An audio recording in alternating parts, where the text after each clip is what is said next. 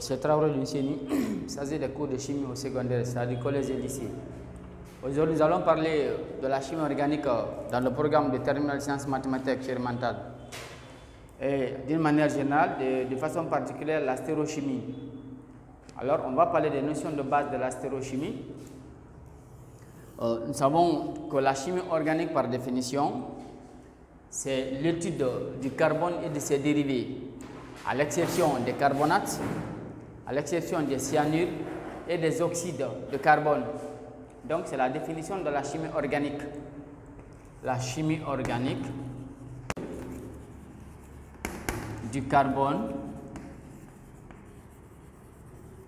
et ses dérivés,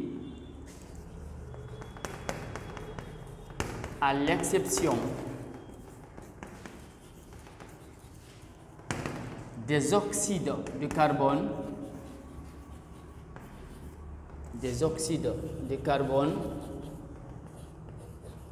comme le CO2, comme le CO, des carbonates,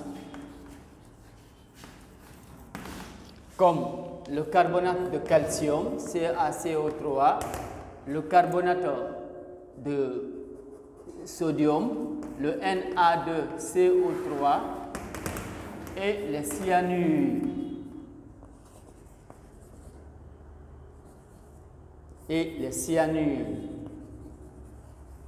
Comme l'acide cyanhydrique, le HCN, comme le cyanure de sodium, le NaCN, etc. Donc cette définition prouve que tous les composés qui contiennent du carbone ne sont pas forcément des composés organiques. Voilà pourquoi ces trois familles, alors des composés du carbone ou des dérivés du carbone, font exception. Et de là, nous allons parler des notions de base de la chimie, autrement dit, de la structure du carbone. Parce que l'élément de base de la chimie organique, c'est le carbone. Il n'y a aucun composé organique qui ne contient pas le carbone. Voilà pourquoi nous allons nous intéresser à la structure du carbone. Lorsque je prends le carbone ici, 12, et son numéro atomique c'est 6. Ça veut dire ici que A égale à 12 et Z égale à 6. En faisant la répartition de ces 6 électrons entre les différentes couches, la première couche K va prendre ici 2 électrons et la deuxième couche, elle va prendre 4 électrons. Alors avec les 4 cases quantiques, pour respecter la règle d'octet, on aura un électron par case. Donc on a un premier électron, un deuxième électron, un troisième électron et un quatrième électron. Ça veut dire qu'autour d'un atome de carbone, nous avons 4 électrons célibataires. Ces 4 électrons célibataires définissent la balance du carbone. Et comme le carbone est capable de mettre ces 4 électrons célibataires avec 4 autres éléments voisins pour avoir de 4 liaisons simples, on parle alors de la tétravalence du carbone. Donc on met le carbone C avec ses 4 électrons célibataires. Cela signifie que le carbone a la possibilité alors d'être lié avec 4 autres voisins. D'où la tétravalence du carbone. Tétravalence du carbone. Donc dans un composé organique où le carbone est obligatoirement présent, le carbone doit alors avoir ces 4 éléments. On va maintenant parler des différents types de carbone. Les différents types de carbone.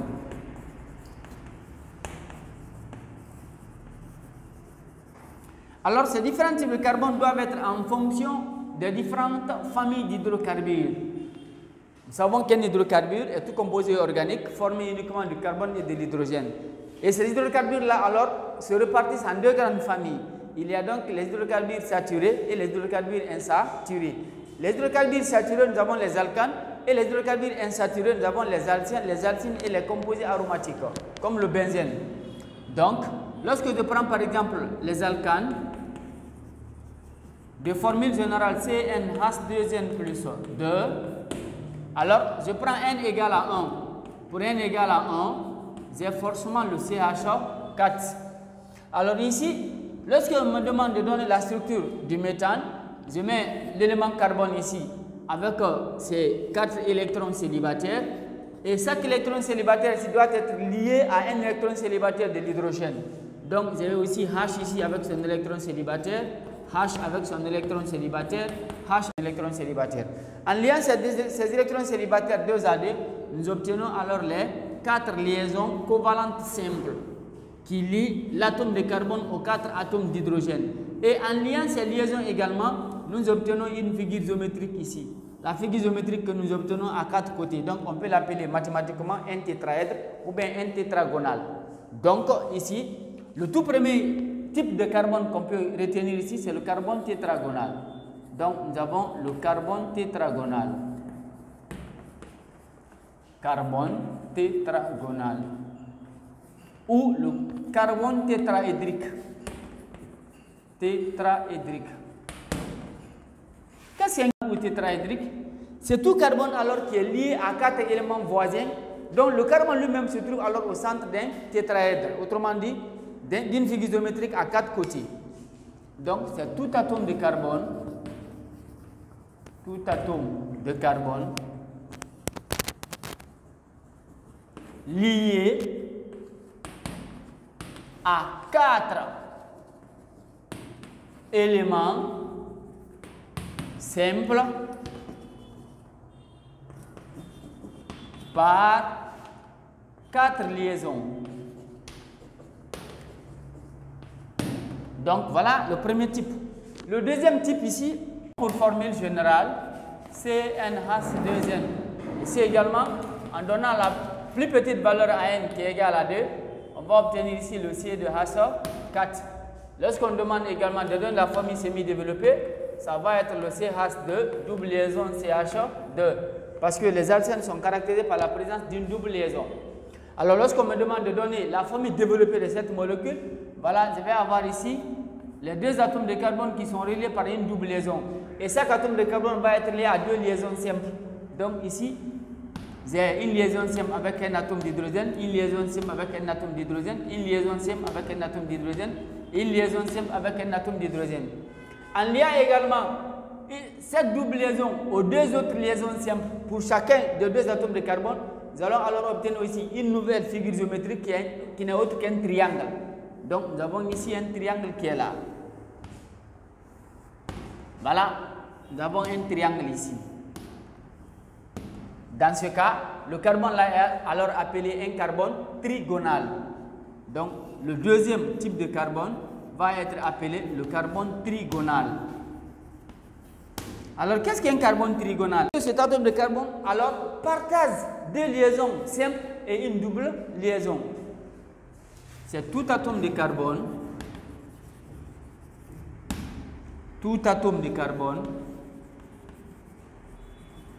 lié à deux liaisons simples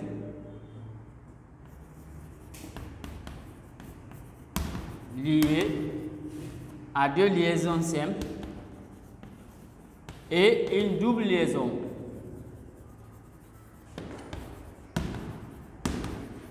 Voilà la définition. Donc, ce cadre d'un triangle. Voilà donc les deux types de carbone qui sont là. Donc, on va parler ici de la stéréochimie. La stéréochimie. La stéréochimie provient de deux mots ici. Nous avons ce qu'on appelle stéros, qui signifie solide. Et nous avons ici la chimie, qui est l'étude de la matière et ses transformations. La stéréochimie, donc, est une partie de la chimie organique qui étudie la représentation spatiale des molécules. Autrement dit, qui étudie les différentes positions qu'une molécule peut prendre dans l'espace. Donc, la stéréochimie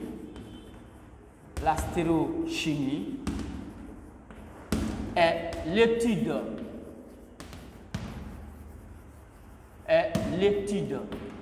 des différentes positions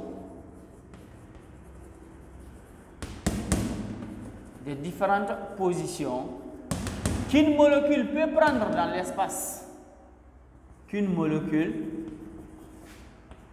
peut prendre dans l'espace.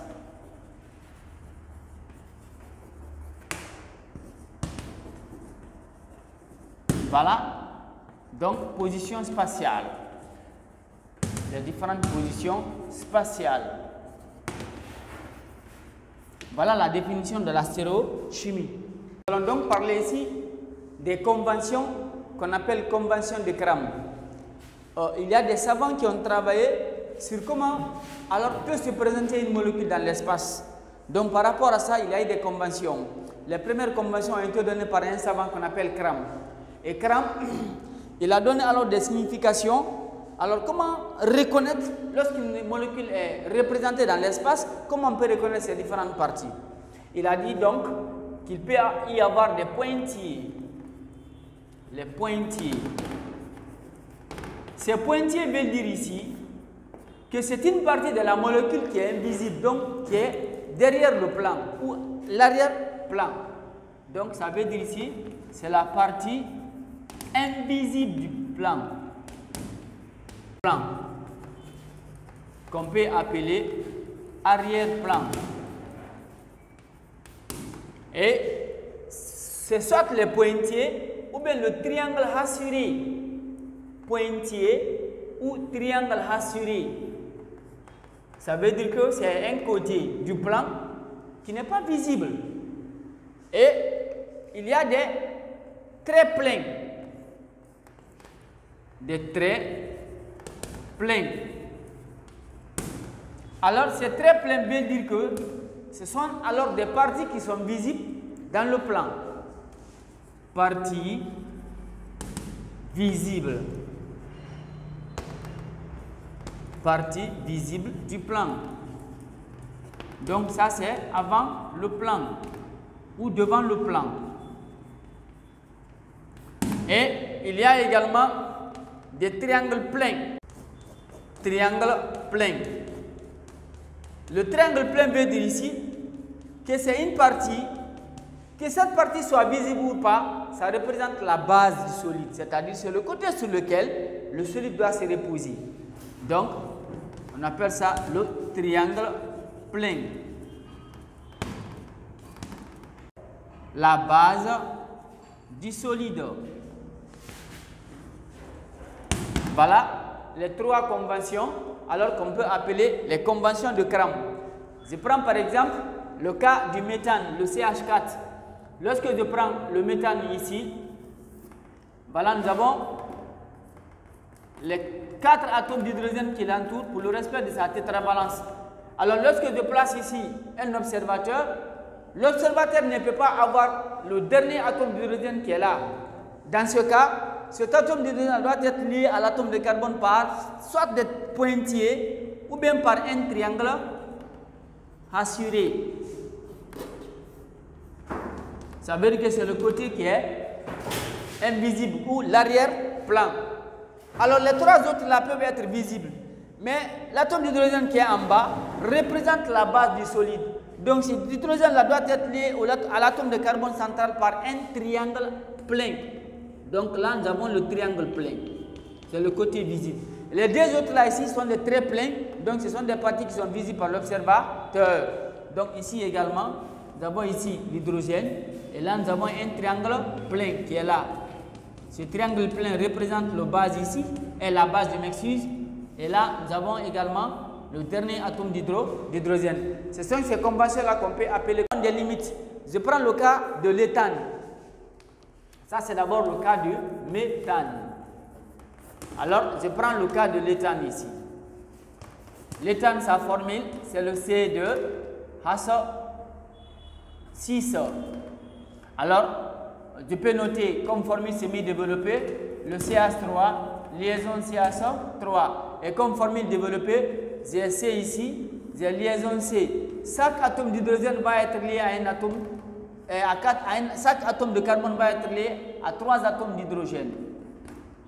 Donc, pour ce cas, lorsque je place l'observateur à ce niveau, le deuxième atome de carbone là et ces hydrogènes qui l'entourent vont être invisibles. Dans ce cas, ça ne peut pas respecter alors la représentation qu'on appelle la représentation de Cram. Donc, ce côté là va être invisible. D'où l'insuffisance de la représentation de Cram. Alors, il y a un second qui a intervenu. Le second qui a intervenu, alors, s'appelle Neumann. Donc, il y a ce qu'on appelle ici la représentation de Neumann. Représentation de Neumann. Alors, dans ce cas, on va voir ce qu'on appelle ici stéréoisomère. Donc, on appelle les stéréoisomères ici. Ce sont les différentes positions occupées par une molécule dans l'espace. Les différentes positions les différentes positions occupées par une molécule dans l'espace.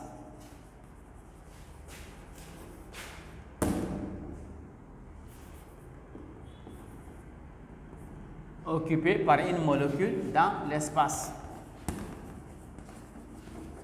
Maintenant, il est récent savoir que pour qu'une molécule change de position dans l'espace, il faut que cette molécule-là soit soumise à un mouvement de rotation. Il faut impérativement que cette molécule-là subisse un mouvement de rotation pour qu'elle change de position.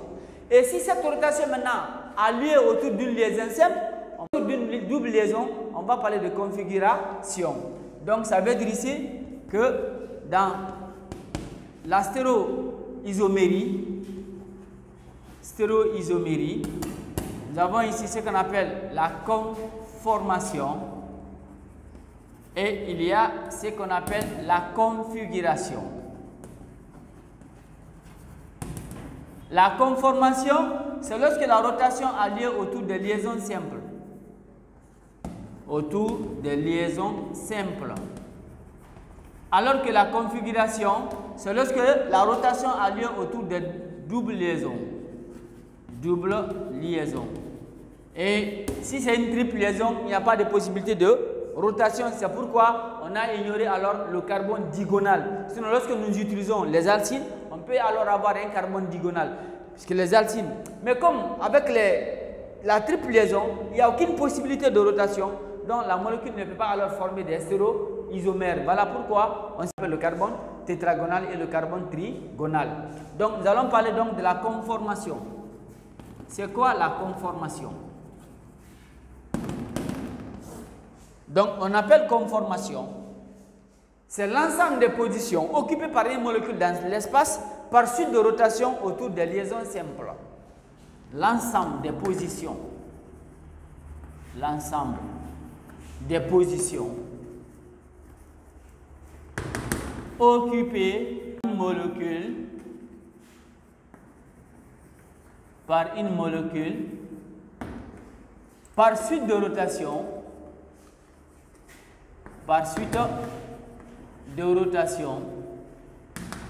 autour d'une liaison simple. Autour d'une liaison simple. Voilà, c'est le cas des alcanes, donc le cas de l'éthane. Et c'est là-bas que Neumann a intervenu. Alors, dans l'intervention de Neumann, il demande de considérer les deux atomes de carbone ici comme une boule.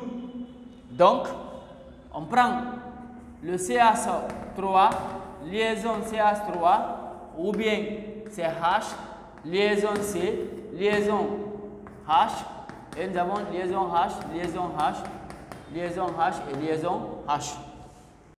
Lorsque nous plaçons un observateur à ce niveau, le groupe méthyle, le deuxième méthyle là est complètement masqué par le premier méthyle. Dans ce cas, on va parler ici d'une conformation éclipsée. Donc, visible comme le carbone externe. Donc, nous avons un cercle qui est là, un rond qui est là, qui représente le premier atome de carbone. Et ce premier atome de carbone qui est là est lié à 3 atomes d'hydrogène. Donc, comme nous avons un cercle, dans un cercle, nous avons un angle de 360 degrés. En divisant ces 360 degrés là par 3, on obtient 120 degrés. Donc, on va avoir ici, alors, les différents atomes d'hydrogène avec 120 degrés d'écart. Donc, l'angle balayé ici, c'est 120 degrés. Alors, de fait que les atomes d'hydrogène vont se masquer, alors il va se passer une superposition. Dans ce cas, le deuxième atome de carbone va rester à l'intérieur. C'est ce qui sera coloré. Donc, nous avons ici les atomes d'hydrogène. Donc, ici, nous avons un premier hydrogène. Là, nous avons un deuxième hydrogène. Le deuxième hydrogène, là, on va le mentionner par un astérisque. Donc, l'angle balayé entre ces deux atomes d'hydrogène est noté θ et ici θ égale à 0 degré. Maintenant, est-ce que cette molécule a la possibilité de changer de position? Bien sûr. Comment elle va changer de position? Nous allons maintenir le premier atome de carbone qu'elle a comme l'axe de rotation, comme le support je vais dire, et le deuxième atome de carbone là-bas subir la rotation. Dans ce cas, l'hydrogène qui est marqué par astérisque va alors balayer un angle de 120 degrés ici. Donc on va avoir d'abord le carbone externe qui est là avec ces trois atomes d'hydrogène, et à l'intérieur également nous avons toujours le carbone interne. Donc l'hydrogène astérisque qui était au premier va se retrouver ici. Donc lui il va être là. Va venir ici. Astérisque. Donc on aurait balayé un angle de 120 degrés également. Donc ici, θ égale à 0 degrés et là, θ égale à 120 degrés. Le même hydrogène aussi qui est là, pour θ égale à 0 degrés, peut faire ici 240 degrés. Donc, avec, on a un atome de carbone ici, externe, et son atome de carbone interne. Donc, nous avons toujours le premier groupement méthyle avec ses trois atomes d'hydrogène et le deuxième groupement aussi. Il est là, l'autre là aussi va se retrouver là. Là, nous avons 120 degrés, 140 degrés ici. Donc, ici, θ égale à 240 degrés. θ égale à 240 degrés. Et toujours le même atome d'hydrogène astérisque va se retrouver à sa position initiale en balayant également un angle de 120 degrés. Ce qui va faire au total le tour complet qui va faire 360 degrés. Donc, nous avons également le premier groupement méthyle et à l'intérieur, ici, à l'intérieur, nous avons le deuxième groupement méthyle.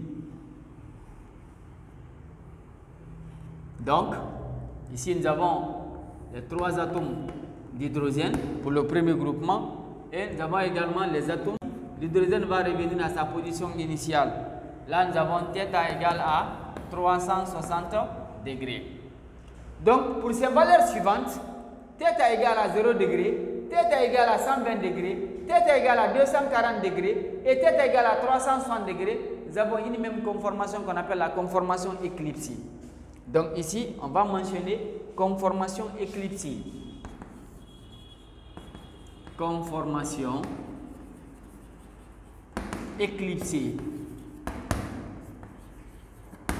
Donc, pour une conformation éclipsée, les différents stéréoisomères de conformation ou les conformés, on va parler donc de A égale à 0 degré, à 120 degrés, à 240 degrés et 360 degrés. Maintenant, nous allons revenir au niveau du premier stéréoisomère ici de conformation où l'angle balayé est 120 degrés entre les deux atomes d'hydrogène ici. Alors nous allons faire un décalage en divisant les 120 là par 2, ça va faire 60 degrés. Donc on prend le premier groupement méthyle en faisant la rotation. Alors nous avons ici l'hydrogène. Là aussi nous avons l'hydrogène. Nous avons les hydrogènes en blanc ici. Donc l'hydrogène qui est accompagné d'un astérisque, c'est l'hydrogène là qui va subir alors la rotation, qui va se déplacer. Lorsqu'il se déplace pour être là, entre ces deux atomes d'hydrogène, nous avons un angle de 120 degrés. Donc lorsque lui se déplace pour être là, par rapport à l'hydrogène qui est là, il y a déjà 60 degrés. 60 degrés plus 120 degrés, ça va faire 180 degrés. Donc, nous avons le premier groupement méthyle et le deuxième est là. C'est le deuxième qui est à l'intérieur. Voilà. Cette fois-ci, l'hydrogène en astérisque va être là. Donc là, nous avons 60 degrés. 1 degré. Voilà. Nous avons 120 degrés. Ce qui va faire ici, θ égale à 180 degrés. Et lorsqu'il se déplace également l'hydrogène astérisque, pour revenir à ce niveau, là, on aura une nouvelle représentation aussi. Voilà. Avec les différents atomes d'hydrogène, bien sûr, en blanc.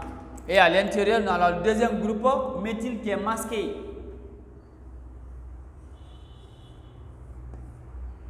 Voilà. Nous avons l'hydrogène ici. Nous avons aussi l'hydrogène. Et là, nous avons l'hydrogène. Mais cette fois-ci, l'hydrogène astérisque va être là. Donc, de là jusqu'ici, on a 180 degrés. Et de là jusque là, on a 120 degrés. 120 degrés plus 180 degrés, ce qui va faire ici 300 degrés.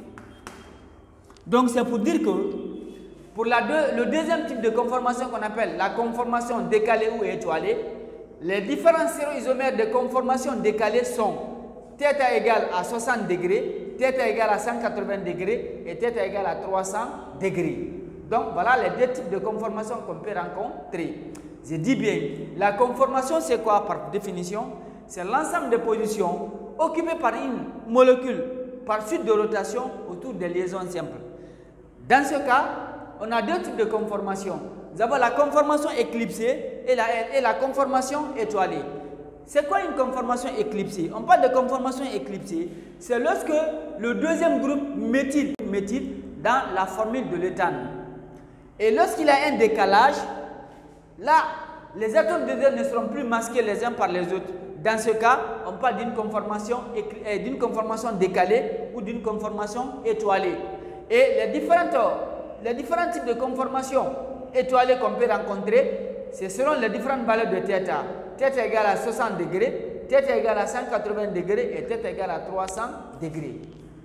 Donc les deux types de conformation, c'est-à-dire entre la conformation éclipsée et la conformation décalée ou étoilée, il y a un aspect énergétique. Ça veut dire qu'on fournit de l'énergie lorsque la molécule est en train de suivre alors les mouvements de rotation. Alors il faut retenir que pour une conformation éclipsée, l'énergie fournie est très maximale par rapport à la conformation décalée. Donc, pour une conformation éclipsée,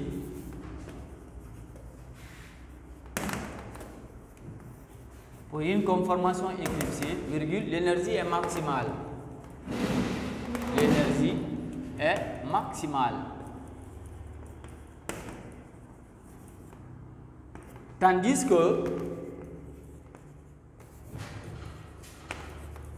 qu'elle est minimale. Alors, dans les conformations décalées ou dans une conformation décalée,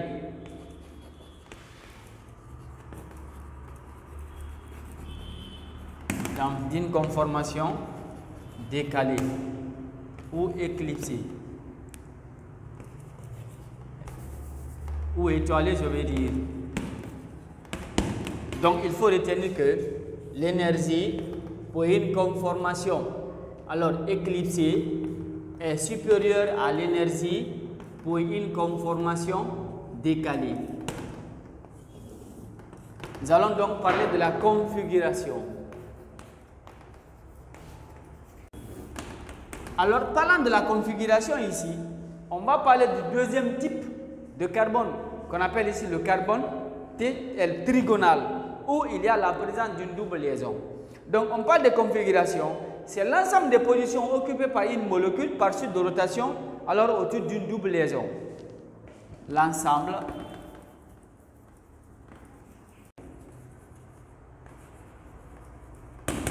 occupé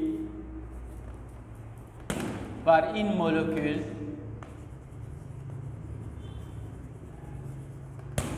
par suite de rotation autour d'une double liaison.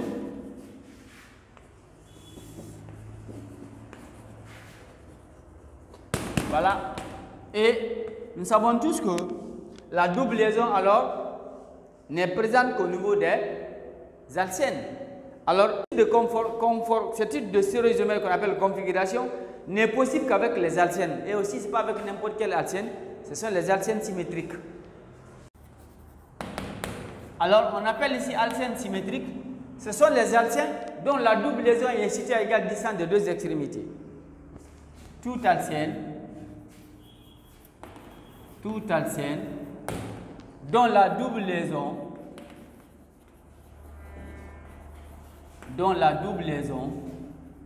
est située à égale distance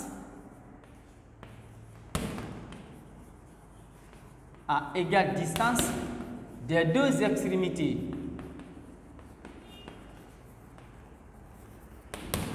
On peut aussi parler de l'équidistance. C'est lorsque la double liaison est équidistante des deux extrémités.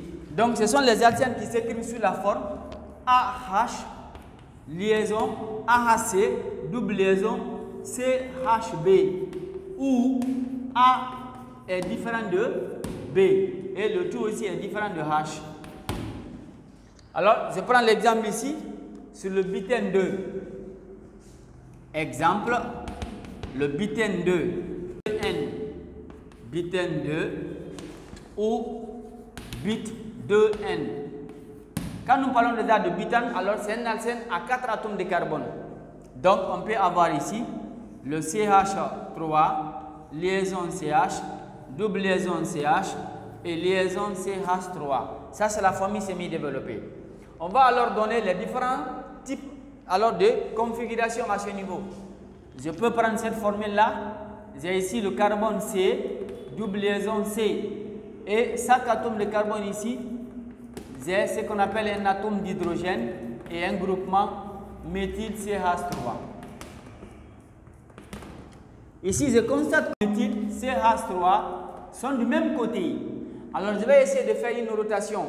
En faisant la rotation, le premier atome de carbone va me servir de support et une des doubles liaisons ici, c'est-à-dire la double liaison est là, une des liaisons va me servir d'axe de rotation et je vais faire la rotation alors du deuxième atome de carbone. Après la rotation, qu'est-ce qui va se passer? Le groupement méthyle qui était en bas va se retrouver à la place de l'hydrogène en haut. Donc, on aura ici, le premier va être là, toujours C, j'ai double liaison C. Alors là, j'ai le groupement CH3. Mais cette fois-ci, pour le deuxième atome de carbone, c'est le groupement CH3 qui va se retrouver à la place de l'hydrogène. Donc, je vais avoir ici le CH3 et là, j'ai l'hydrogène à sa place. De fait que les groupements méthyle sont du même côté ici, alors dans ce cas, on va parler ici de Z-butène. Là, on va dire Z-butène 2 ou 6-butène 2 ou 6-butène 2. Et pour cette deuxième représentation ou cette deuxième molécule, de fait que les groupements CH3 sont de côté opposé ou de ici de E-butène 2, E-butène 2 ou trans-butène 2, trans-butène 2. Les premières lettres là, E et Z, alors ce sont des premières lettres de mot allemand qui veut dire Z, ça veut dire, c'est un mot allemand qui signifie de même côté, ça veut dire que les groupements CH3 ici sont de même côté. Et E également, ça veut dire ici que les groupements CH3 sont de côté opposé ou de façon opposée. Donc c'est pour dire que il y a la configuration Z et la configuration E. On va mettre les deux types de stéréoisomères. Donc différence entre conformation et configuration.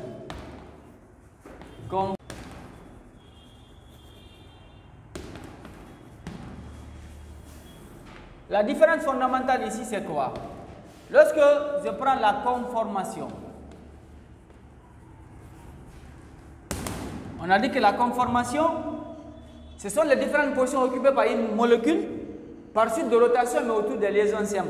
Donc, avec les stéréoisomères de conformation ou les conformères, il y a la rotation, mais au cours de la rotation, il n'y a pas de rupture de liaison. Donc, pas de rupture de liaison. Pas de rupture de liaison. Pour la formation des stéréoisomères de conformation. Le second, rotation, on ne peut pas isoler les stéréoisomères de conformation.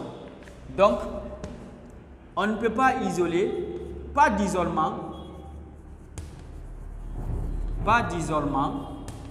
des conformères. Pas d'isolement des conformères. Donc, voilà les deux remarques fondamentales au niveau des stéréoisomères de conformation. Maintenant, quant à la configuration, donc ici on va aussi dire que l'énergie est maximale. L'énergie est maximale. Alors on a parlé de configuration, mais au niveau de la configuration, on a parlé également de la rotation, mais cette fois-ci autour d'une double liaison. Dans ce cas, on ne peut pas faire la rotation ici si l'axe de rotation est doublé sans que une liaison ne soit rompue ou ne soit coupée. Donc au niveau de la configuration, il y a ce qu'on appelle ici la rupture de liaison. Rupture de liaison. Et secondo, on peut isoler bel et bien les stéréoisomères de configuration. Donc il y a ce qu'on appelle un isolement. Isolement des stéréoisomères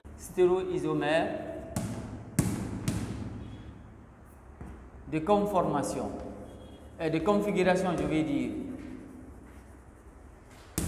Et tertio, l'énergie ici est minimale. L'énergie est minimale. Voilà les différences fondamentales. Lorsque nous faisons la rotation, si la liaison est simple, autrement l'axe de rotation est simple, il n'y a pas de rupture au niveau de la liaison, ça c'est un. De deux, après la rotation, on ne peut pas abandonner le stéréoisomère obtenu parce que en l'abandonnant à lui seul, la rotation peut continuer. Et en faisant également cette rotation, on fait alors avec une énergie maximale. Quant à la configuration où l'axe de rotation est doublé, il y a ce qu'on appelle la rupture de la liaison. Au cours de la rotation, la liaison est doublée, et la liaison est coupée, mais après la rotation, la liaison alors va s'établir. Dans ce cas de liaison, il y a ce qu'on appelle une possibilité d'isoler les stéréoisomères. C'est-à-dire qu'après la rotation, la liaison qui était coupée va s'établir. Quand cette liaison s'établit, la molécule peut rester intacte. Dans ce cas, on peut abandonner à lui seul le produit obtenu. Et en faisant cette rotation, si l'axe de rotation est doublé, l'énergie est minimale. Mais l'aspect énergétique dépend alors de la taille de la liaison entre les atomes de carbone. Donc voilà les différences fondamentales entre la conformation et la configuration. Alors, on va faire un petit résumé ici. Pour résumer, on parle de stéréochimie. La stéréochimie qui va donner naissance aux stéréoisomères. Stéréoisomères. Les stéréoisomères là vont se répartir en deux types. Il y a ce qu'on appelle la conformation et il y a ce qu'on appelle la configuration. La conformation aussi va donner deux types. Il y a la conformation éclipsée et il y a la conformation décalée. Pour la conformation éclipsée, nous avons les différentes valeurs de θ. Θ égale à 0 degré, θ égale à 120 degrés, θ égale à 240 degrés et θ égale à 360 degrés.